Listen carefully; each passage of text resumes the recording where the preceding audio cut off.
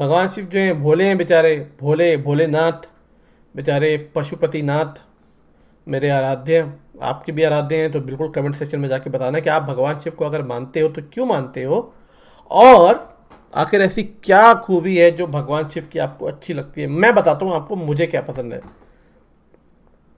मुझे लगता है कि भगवान शिव का जो दिल है ना, भगवान शिव की जो, जैसे कहते हैं ना, भगवान शिव ने सबके लिए दरवाज़ा खुला रखा हुआ है, सबके लिए। और यही एक मेरी एक ऐसी चीज़ है कि मैं भगवान शिव की तरफ खींचे चला जाता हूँ। भगवान शिव ने असुरों को भी एक्सेप्ट किया हुआ है, देवों को, दानवों को, राक्षसों को, सबको सबको एक्सेप्ट किया हुआ है, सबको। Hey guys, welcome to my channel.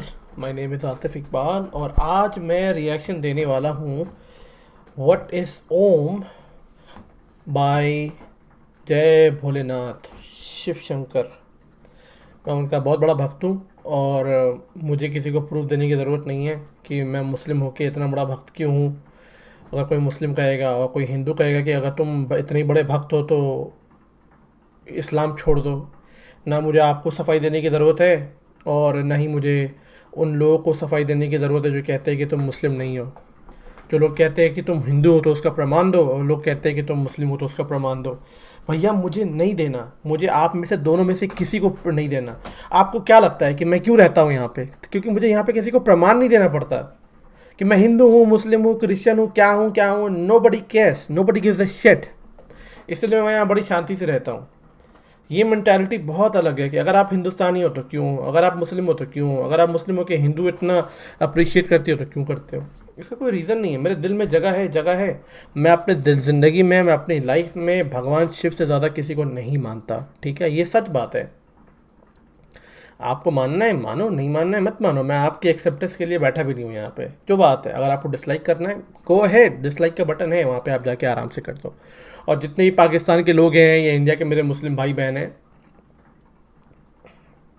Just because कि मैं भगवान शिव को पसंद करता हूँ ज़रूरी नहीं है कि आप मुझे डिसलाइक करो, आप मुझे गालियाँ दो, आप कहो कि तुम फेक अकाउंट है, फेक आईडी है, फेक मुस्लिम है। भैया मैं थक गया हूँ यार, मैं सीरियसली बता रहा हूँ। मेरी उम्र हो चुकी है, मेरी एक एज हो चुकी है और मैं अपनी लाइफ में एक फैमिली ओरिएंटेड आदमी हूँ। ठीक है, मेरा घर है, मेरी जिम्मेदारी है, मेरा एक काम है, और उसके बाद जो समय मिलता है उसमें मैं ये सब करता हूँ। मुझे यहाँ पे किसी को प्रूफ देने की ज़रूरत नहीं है बाय द वे। और काफ़ी लोग मुझसे कहते हैं कि वीडियो के पीछे मत बोला करो, हमें सुनाई नहीं देता। तो अगर आपको वीडियो देखनी है ना, तो उसका लिंक मैंने अपने डिस्क्रिप्शन में डाला हुआ है। तो आपको डिस्क्रिप्शन खोल के उस ओरिजिनल लिंक पे जाना है और फुल वॉल्यूम में करके ओरिजिनल वीडियो सुनना, जितना सुनना हो। क्योंकि आई थिंक, मुझे लगता है रिएक्शन चैनल का मतलब ये होता है कि आदमी वहाँ पे जाते हैं और जो बंदा उस वीडियो के बारे में क्या फील करता है वो बताता है। हाँ, लोगों ने रिएक्शन का मतलब कुछ और ही बना दिया। जाओ मुंह हिलाओ, ही हा हू करो, मेकअप लगाओ और हो गया। वो रिएक्शन नहीं हो। रिएक्शन का मतलब है कि आप क्या सोचते हो उसके बारे में। Your honest reaction, whether somebody likes it or somebody dislike it, you just have to be very honest about it. And that is the reason I am being very honest about it. I will come here, make a reaction, और अगर कोई बात, आधे घंटे की बात में कोई ऐसी बात बोली जा रही है जो मुझे लग रहा है अच्छा है, तो मैं बीच में बोल दूंगा। इसमें I just can stop my self, okay.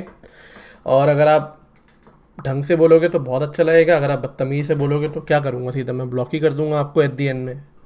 मैंने जैसे आपसे कहा कि मैं कोई 10-11 साल का लड़का नहीं हूँ। मैं एक आपके घर में अगर आपका कोई बड़ा भाई है या घर में कोई बड़ा मेम्बर है, मैं उसकी तरह हूँ। ठीक है, so treat me like a part of your family member. ठीक है, घर में जो आपका बड़ा भाई या बड़ी बहन होती है वो हमेशा आपको एक अच्छी चीज़ सिखाते हैं। ठीक है, इसी तरीके से मैं आपको एक अच्छी चीज़ सिखाना चाहता हूँ कि देखो, धर्म को दीवारें मत बनाओ, उसको तोड़ो और उसको एक्सेप्ट करो। ठीक है,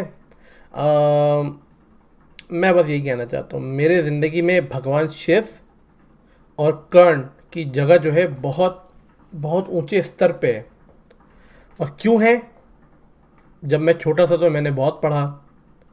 जब एक अनजान बच्चा भटक रहा होता है इधर से उधर ढूंढने के लिए कि कहीं से उसको घर का रास्ता मिल जाए, just like that I was roaming around here and there, here and there, here and there, unknowingly, not knowing where should I go, what should I do. ऐसे फिर भगवान शिव दिखे मुझे, भगवान शिव की बातें दिखी, भगवान शिव की अच्छाइयाँ दिखी बस। और भोलेनाथ के साथ रह रह के उनके भोलेपन में डूब गया मैं, और क्या कर सकता हूँ। भोलेनाथ बस हैं भोलेनाथ। और वो बेचारे इतने भोलेनाथ हैं कि उन्होंने मुझसे पूछा भी नहीं कि भाई तुम मुस्लिम हो, तुम मत आओ। उन्होंने बोला हाँ भाई आ जाओ यार, अगर मैं भोलेनाथ हूँ, तुम्हें मैं अच्छा लगता हूँ तो let's go, let's come together, who is stopping you. मैंने कहा कि नहीं, वो हिंदू लोग कहते हैं कि तुम मुस्लिम नहीं हो। उन्होंने कहा भाड़ में जाने दो उनको, don't even listen to them, let them go to hell. Anyway, चले फिर वीडियो स्टार्ट करते हैं। यहाँ पे भगवान शिव बता रहे हैं कि आखिर व्हाट इज़ ओम, और भगवान शिव से अच्छा कौन बता सकता है, जिन्होंने दुनिया को बनाया और अंत में डिस्ट्रॉय कर देना है। कहते हैं ना कि अनंत है, मुझसे ही निकला है, मेरे अंदर ही सब समा जाएगा। तो उनसे बेटर कौन बता सकता है ओम के बारे में। चले फिर वीडियो देखते हैं, और मैं वीडियो के बीच में अगर बोलूँगा तो मैं बोलूँगा। Let's go, 3, 2, 1।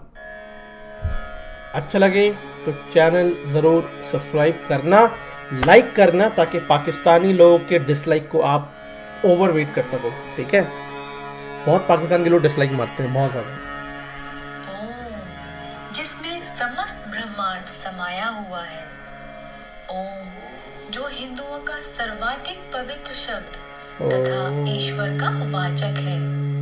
ओम या नामांतर प्रणव है।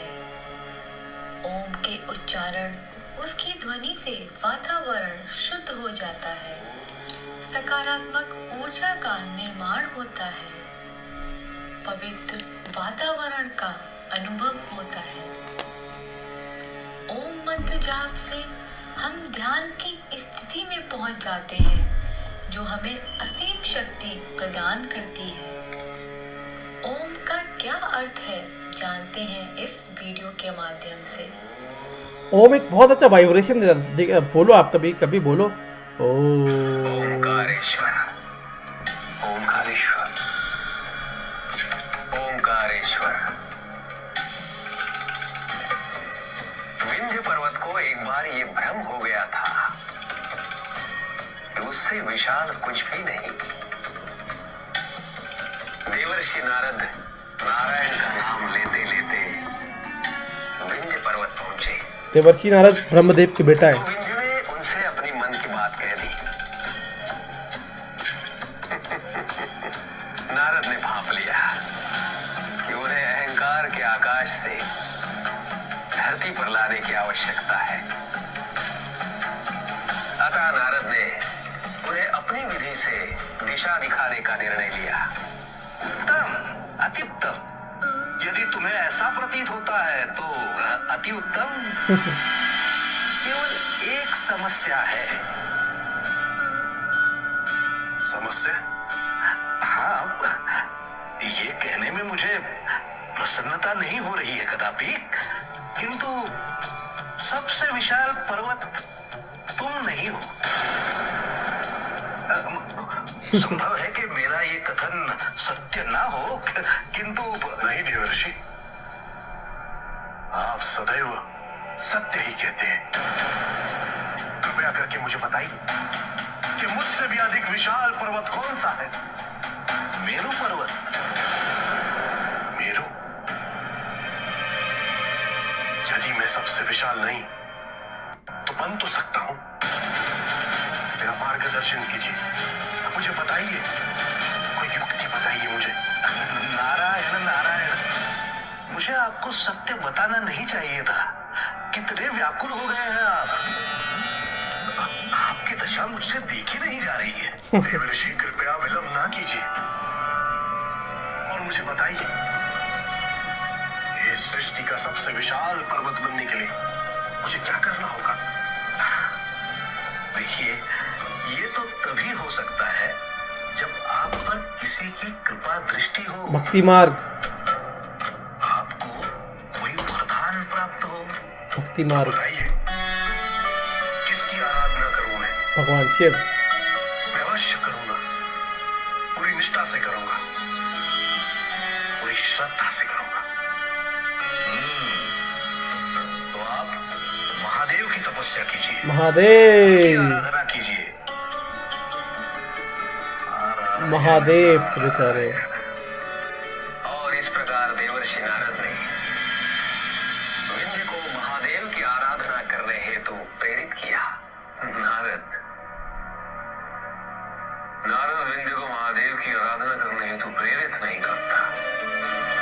ये भगवान शिव का अंश है, मुझे नाम नहीं याद है। विंध्य ने महादेव की आराधना आरंभ की।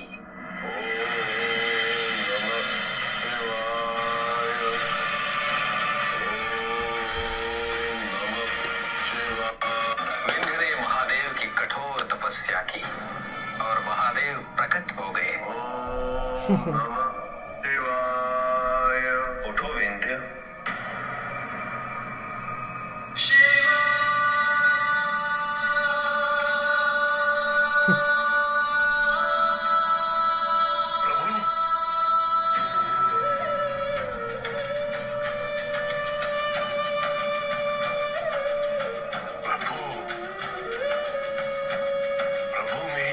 सफल हुई ना?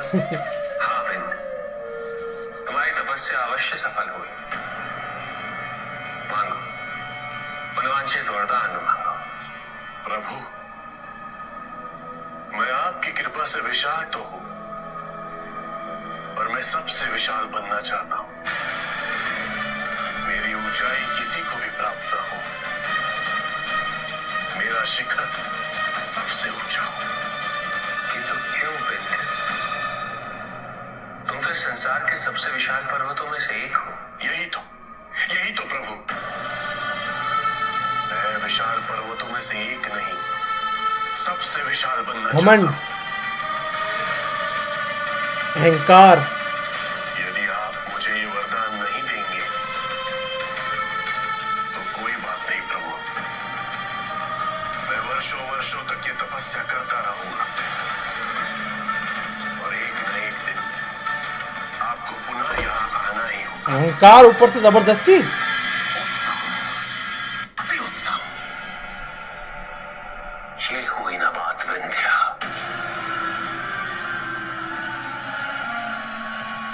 उसके बाद क्या हुआ ऋषि प्रहलाद? उचित है विंध्य, तुम कितने विशाल होना चाहते हो? मैंने कहा ना प्रभु, सबसे विशाल। किंतु आज मैं भले सबसे विशाल पर्वत बन जाऊं, और कल कोई मुझसे भी बड़ा हो जाएगा। प्रभु, आप मुझे ये वरदान दीजिए कि मैं अपनी इच्छा अनुसार अपनी विशालता बढ़ा सकूं, उसकी कोई सीमा ना हो। उचित है विंध्य, मैं तुम्हें तुम्हारा मनोवांछित वरदान अवश्य दूंगा,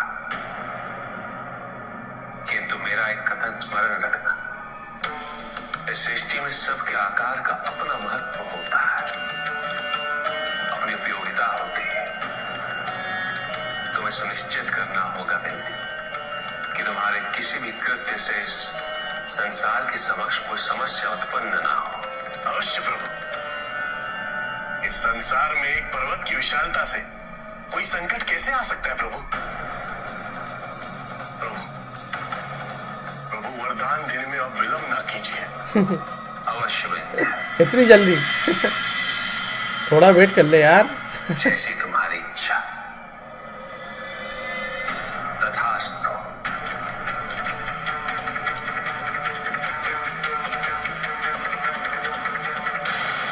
हमें लगता है कि आक्रामक होने से हम जो चाहते हैं वो हमें मिलेगा, परंतु ऐसा होता नहीं है।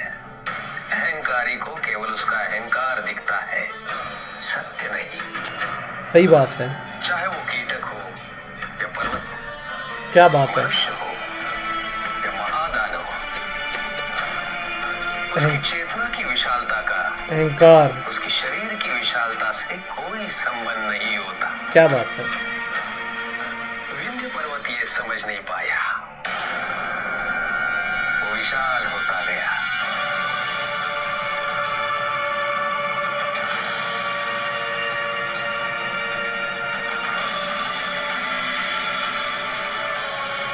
और शीघ्र ही पृथ्वी पर सबसे विशाल हो गया। किंतु उसके मन में आया कि कहीं दूसरी ओर मेरू पर्वत भी वरदान पाकर बड़ा हो गया तो फिर वो और विशाल होता चला गया।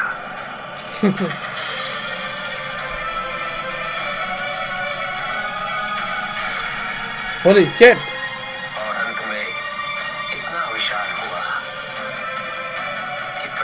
उसका भार असह्य हुआ। मां, मां फिर मां ने क्या किया? केवल पृथ्वी देवी ही नहीं, अभी तो इंद्रादि देवता भी महादेव के पास पहुंच गए।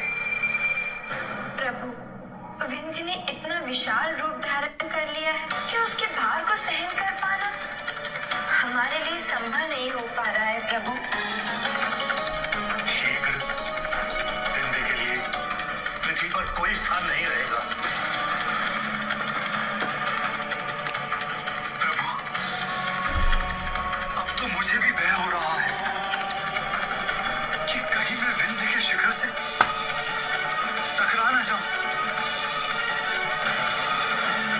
मुझे भी यही भय है प्रभु। ये आपने कैसा वरदान? इंद्रदेव हमेशा अद्भुत वरदान दिया।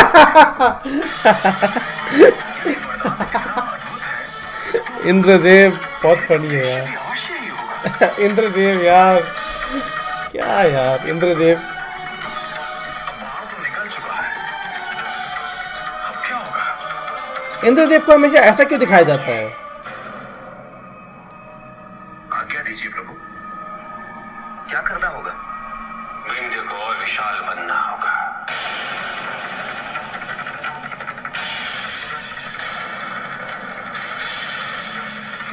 देवराज, देवराज इंद्र। जो बाण निकल चुका है उसे वापस खींचा नहीं जा सकता,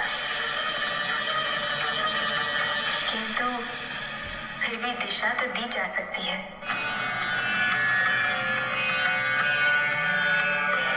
नारायण नारायण।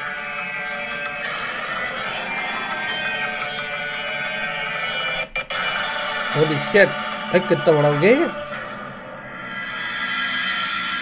अद्भुत। बन गया ना सबसे विशाल। हाँ हाँ, विशाल तो अवश्य, किंतु सबसे विशाल कहना उचित होगा या नहीं, ये तो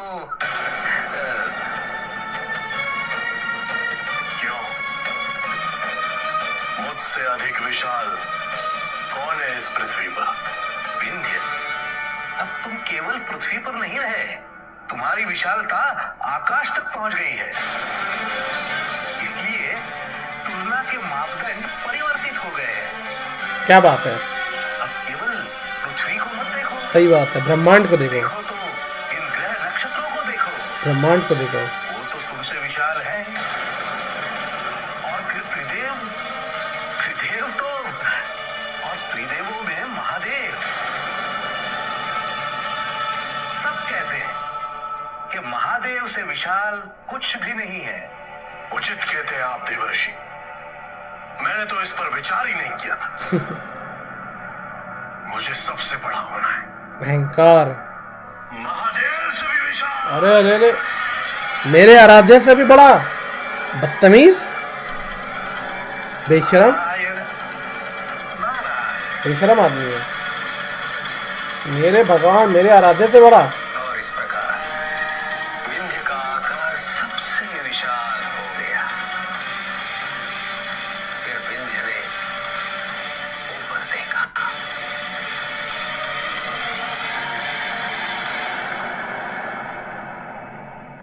मुझसे भी ऊपर ये क्या दिख रहा है?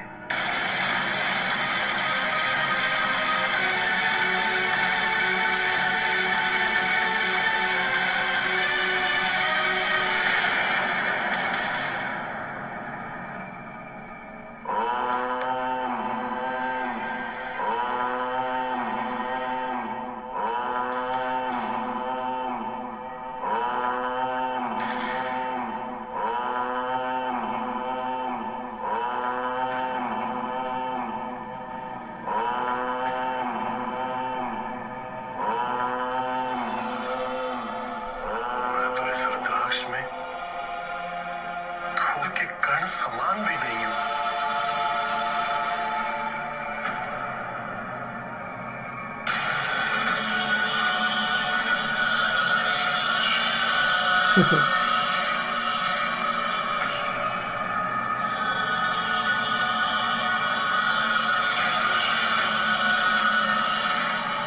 प्रभु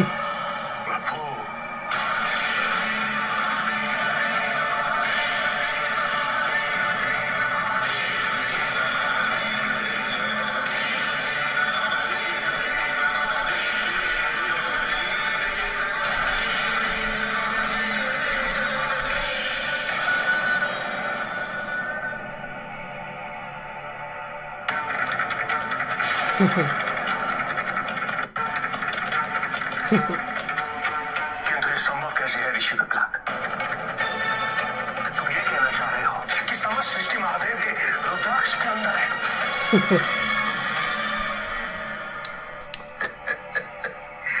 ये तो मैं नहीं जानता, मैं वहां कभी गया ही नहीं।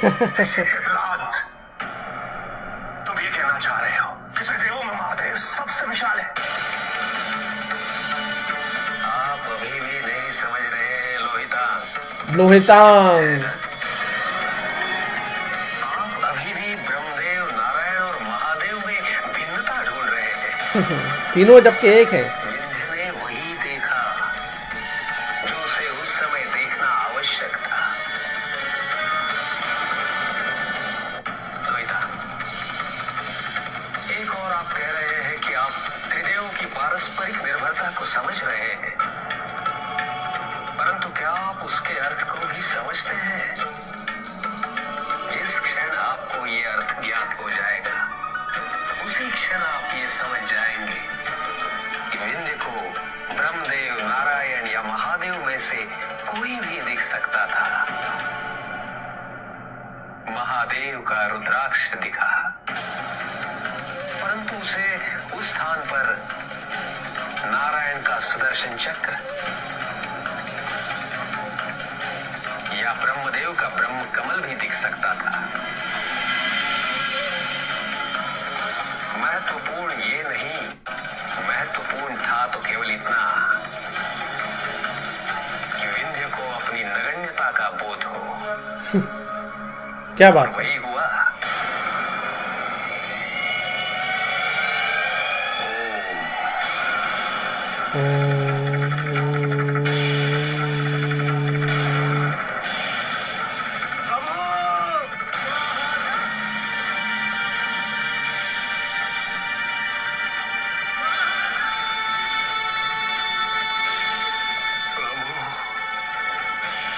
मुझे क्षमा कर दीजिए प्रभु, मुझे अपनी मूर्खता का बोध हो गया। मुझे ज्ञात हो गया प्रभु, मैं अहंकार में अंधा हो गया था। मुझसे ये वरदान वापस ले लीजिए प्रभु, वापस ले लीजिए प्रभु।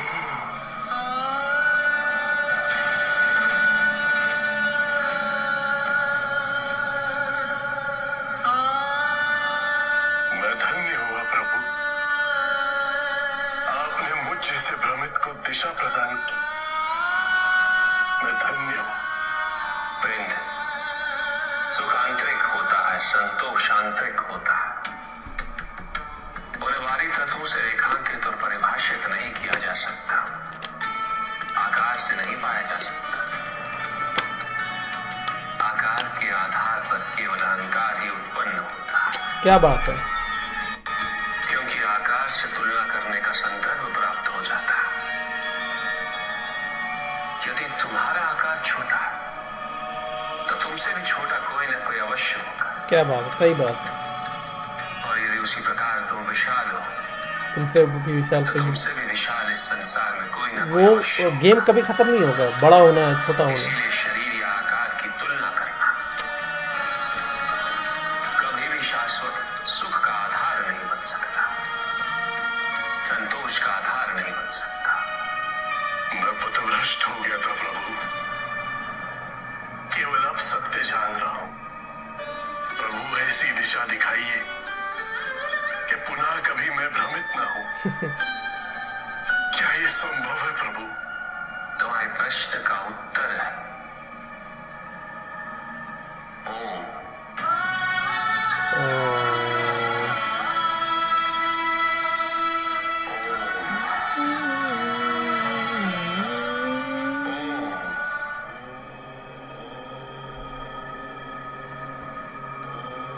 ये क्या था प्रभु? मुझे सर्वत्र ओम की ध्वनि गुंजायमान होती प्रतीत हो रही है। मुझे ओम के अर्थ से अवगत कीजिए प्रभु।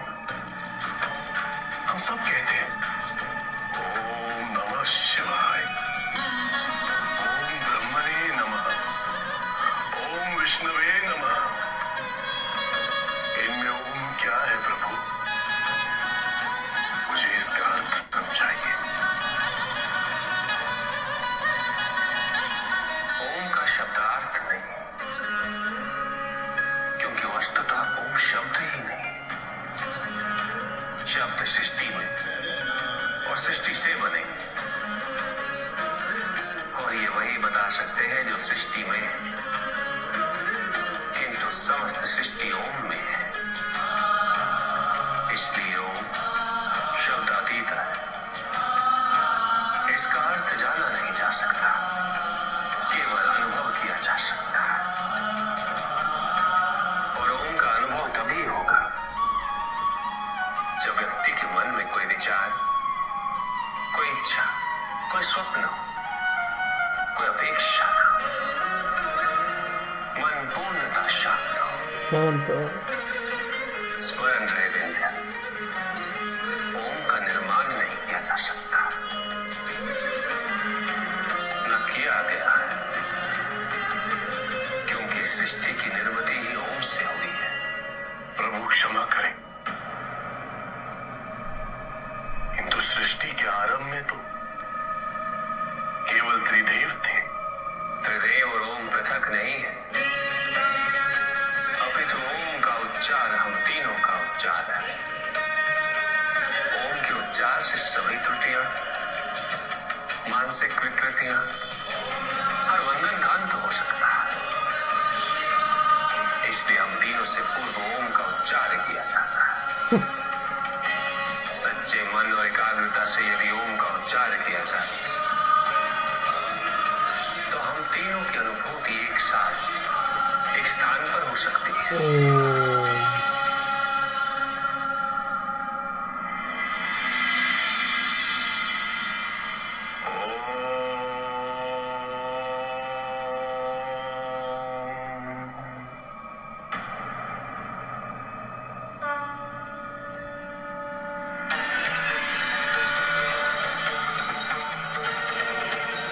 भगवान विष्णु, भगवान ब्रह्मदेव दोनों प्रकट हो गए।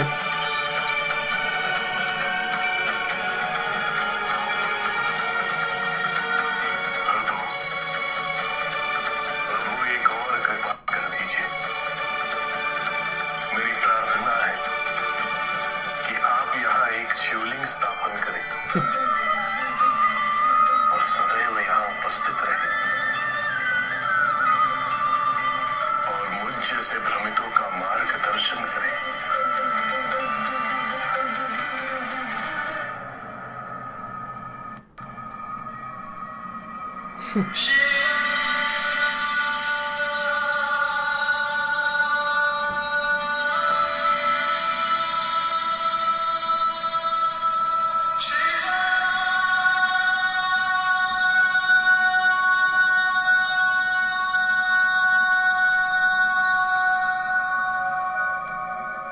इस लिंग को ओमकारेश्वर के नाम से जाना जाएगा।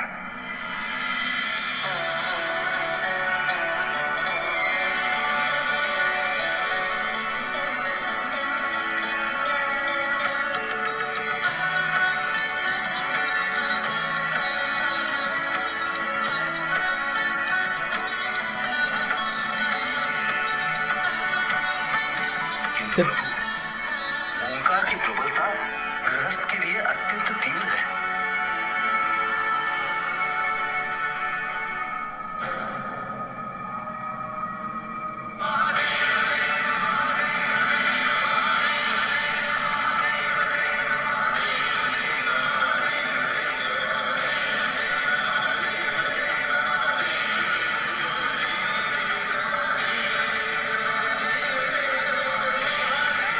पार्थिव से प्रकट हुए इस लिंग को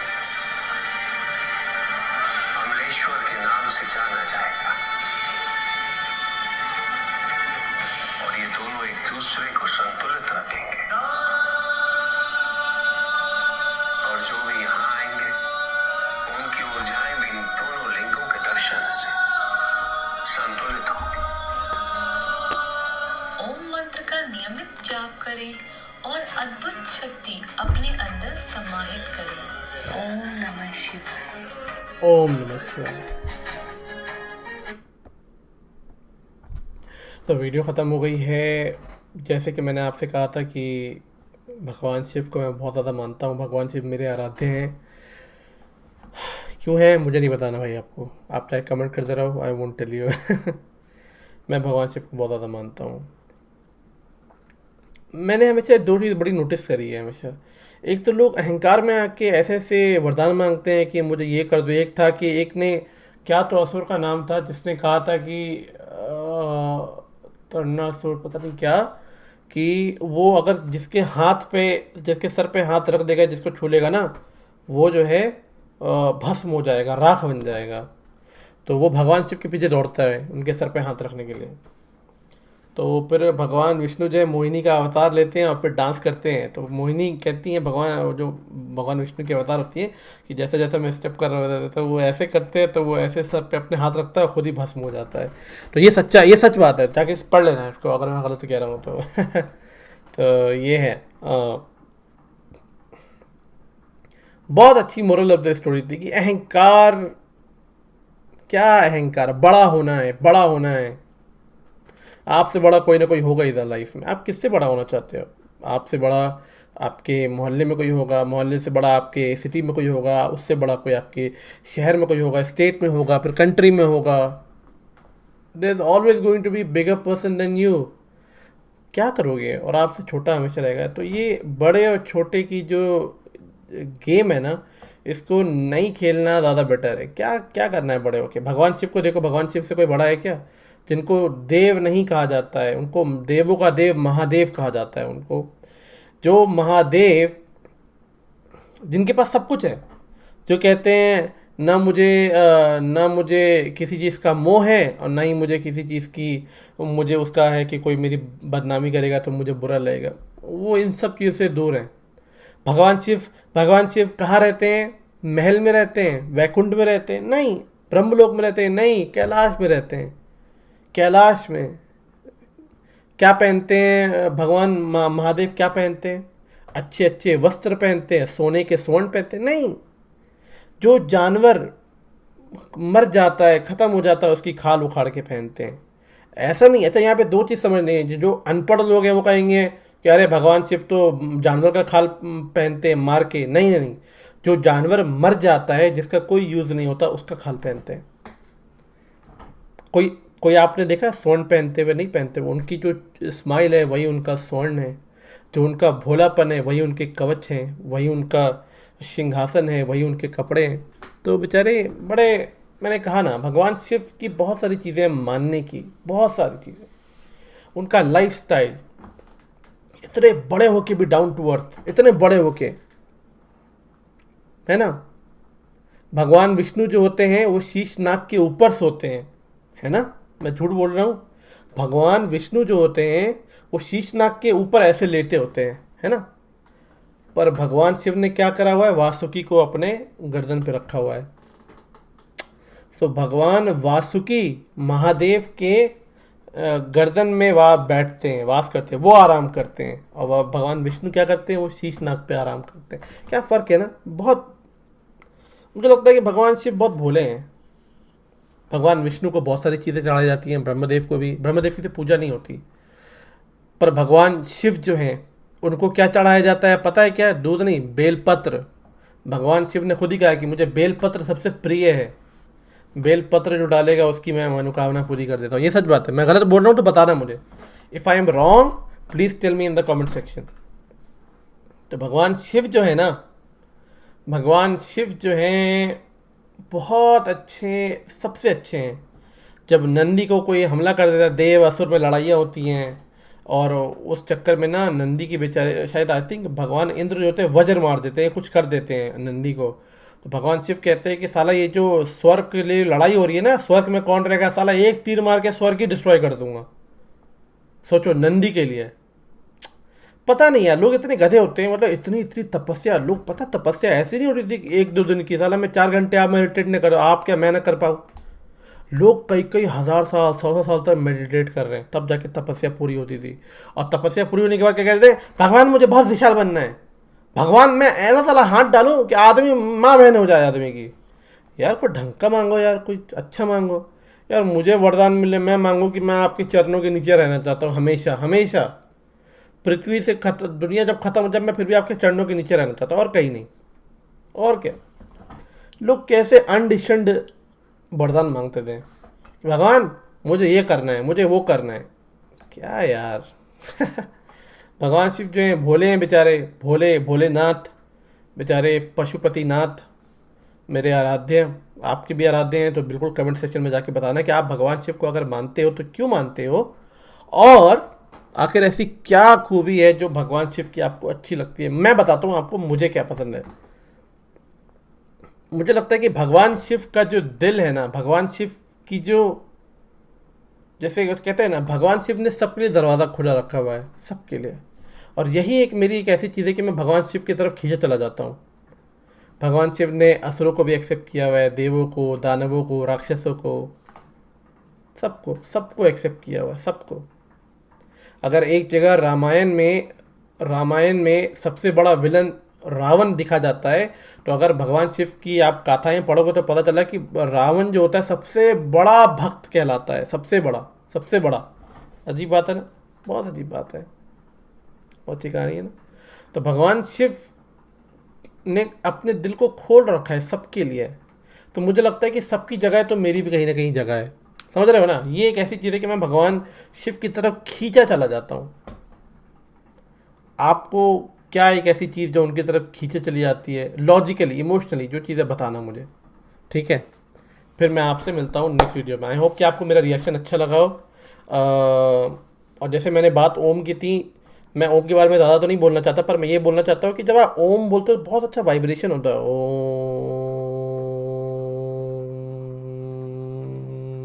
बहुत अच्छा वाइब्रेशन होता है भाई, बहुत अच्छे रिलैक्सिंग, सूथिंग, आप बिल्कुल आप रिलैक्स कर सकते हो।